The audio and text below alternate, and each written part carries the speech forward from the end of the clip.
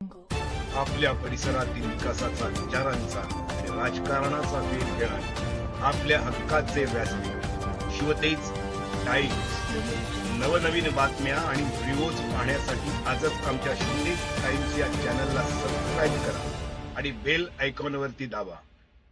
शिवसेना रोहा तालुका प्रमुख ॲडव्होकेट मनोज कुमार शिंदे यांच्या राजीनाम्यानंतर शिवसैनिक आक्रमक.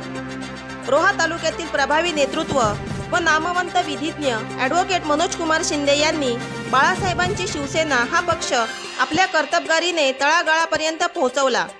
याचा उपयोग निश्चितच सेनेचे आमदार व विद्यमान कॅबिनेट मंत्री भरतशेठ गोगावले यांच्यासह रोहा मुरुड अलिबागचे आमदार महेंद्र शेठ दळवी यांना देखील झाला असे म्हटले तर वावगं ठरणार नाही. मात्र गेले 2 दिवस रोहा तालुक्याच्या राजकारणामध्ये मोठी खळबळ उडालेली दिसून येत आहे. याचे कारण म्हणजे रोहा तालुका प्रमुख ॲडव्होकेट मनोज कुमार शिंदे यांनी दिलेला राजीनामा. यामुळे आमदार महेंद्र दळवी यांच्या अलिबाग मतदारसंघातील गटबाजी ही चव्हाट्यावर आली असं म्हटलं तर वावगं ठरणार नाही. या गटबाजीला कोणत्याही प्रकारचे लगाम नसून मेहनती आणि होतकरू कार्यकर्त्यांवर अन्याय होत असल्याची भावना शिवसैनिकांनी व्यक्त केली. रोहा येथील शासकीय विश्रामगृहामध्ये पार पाडलेल्या अतितातडीच्या सभेमध्ये जिल्हा प्रमुख प्रमोद भाई घोसाळकर यांनी शिवसैनिकांना संबोधित करताना ॲडव्होकेट मनोज कुमार शिंदे यांच्या कार्याचा देखील गौरव केला.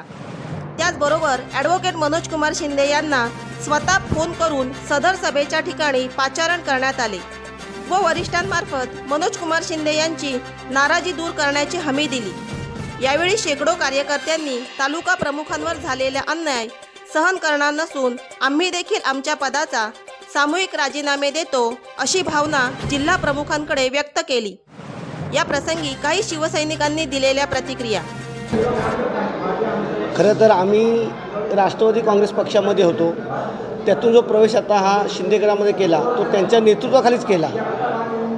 त्यांच्या ह्या राजीनाम्यामुळं कधीतरी असं वाटतं की म्हणजे त्यांनी हा निर्णय घेतला चुकीचा घेतला असं वाटतं, किंवा जर त्यांचा राजीनामा आमदार साहेबांपर्यंत पोचला असेल तर तो आमदार साहेबांनी न स्वीकारता त्यांना पुन्हा त्याच पदावर ठेवलं पाहिजे.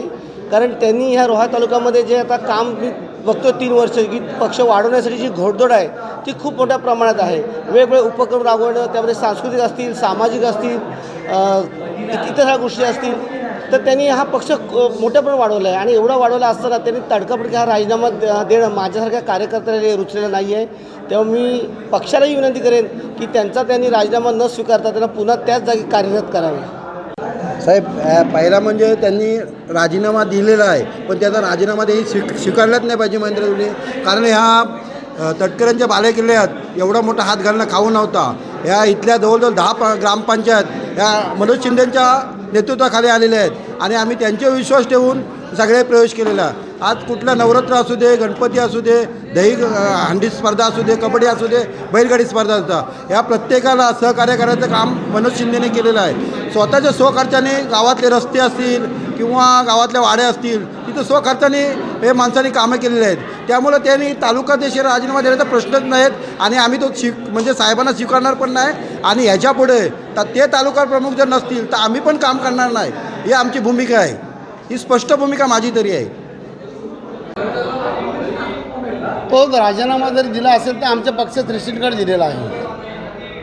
तो राजीनामा अजून कोणताही मंजूर झालेला नाही. पक्षश्रेष्ठी आता माननीय जिल्हाप्रमुख प्रमोद शेठ घोसाळकर साहेब आता आले होते आणि त्यानंतर एक प्रमुख पदाधिकाऱ्यांची मीटिंग आयोजित केली. त्याच्या माध्यमातून सर्व मते आम्ही माननीय आमदार महेंद्र शेठ दळवी, माननीय आमदार भरतशेठ गोगावले साहेब यांच्यापर्यंत हे विषय घेऊन येणाऱ्या निवडणुकीच्या कालावधीमध्ये तरी हा निर्णय योग्य नाही मुख्यमंत्र्यांनी घेतलेला, तो नक्की आम्ही तो राजीनामा थांबवला जाईल हे मला नक्की खात्री वाटते. आज या ठिकाणी तालुक्यातील सर्व पदाधिकाऱ्यांची या ठिकाणी माहिती घेतली, प्रत्येकाच्या भावना सांभाळून समजून घेतल्या. परंतु राजीनामा हा दिलेला आहे, तो दिलेला जरी असला तरीसुद्धा त्याच्या बाबतीत आम्ही विचार करू. तो राजीनामा थांबवला जाईल. आमचे नेते आदरणीय भरतशेठ गोगावले असतील, महेंद्र दळवी असतील, त्याचा कोण गैरसमज झाला असेल त्याच्या बाबतीत बसू आणि ह्या लोकांच्या आज फार मोठ्या प्रमाणात प्रतिसाद मनोज शिंदे यांना आहे. आणि मनोज शिंदेने गेले 3 वर्षाच्या कालावधीमध्ये केलेली कामं आहेत, प्रत्येक गावामध्ये गेलेल्या भेटी आहेत आणि प्रत्येकाच्या अडचणीमध्ये केलेली मदत आहे आणि अनेक 64 ते 65 गेल्या 3 वर्षाच्या कालावधीमध्ये केलेले प्रवेश आहेत. त्यांनी अनेक क्रिकेटला असेल, कबड्डी असेल, खेळ पैठणीचा असेल, अशा अनेक प्रकारचे सांस्कृतिक कार्यक्रम सगळे कार्यक्रम घेतल्यामुळे रोहा तालुक्यामध्ये प्रतिकूल परिस्थिती असतानासुद्धा चांगल्या प्रकारे काम केलेलं आहे. खऱ्या अर्थाने तालुका प्रमुख म्हणून ते योग्य प्रकारचे काम करतायत.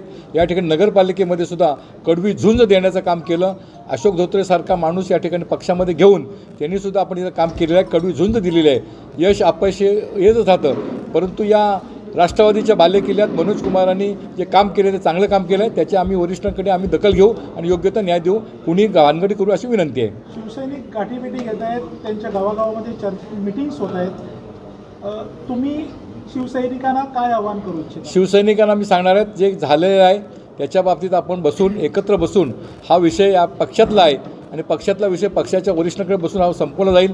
कुठल्याही प्रकारचे गैरसमज न करताना, कुठले वादविवाद न करताना सगळ्यांनी संयम पाळावं आणि कुठल्याही प्रकारचा गैरसमज करून देऊ नये, अशा प्रकारचे शिवसैनिकांना मी आदेश देत आहे. कुठेतरी महेंद्र दळवींचा निर्णय चुकीचा असं शिवसैनिकांकडून बोललं जातं, अशी चर्चा होते सोशल मीडियावरती. तुम्ही काय सांगा? महेंद्र दळवींना त्यांच्या बाबतीत जो झालेला गैरसमज आहे तो बसून त्यांच्या मनातमध्ये काय ते आहे ते आपण काढून जे झालेला गैरसमज दूर केला जाईल आणि पहिलं महेंद्र दळवी आणि पुन्हा भरतशेठ गोगावले आम्ही बसून योग्य ते चांगल्या प्रकारे संघटनेच्या दृष्टिकोनातून योग्य निर्णय घेतला जाईल. जर याच्यामध्ये मनोज कुमार शिंदेनी मार्ग दुसरा अवलंबला तर शिवसेनेचं पुढं भवितव्य काय? मनोज कुमार शिंदे हे फर्स्ट डेपासून एकनाथ शिंदेच्या नेतृत्वाखाली काम करणार आहेत.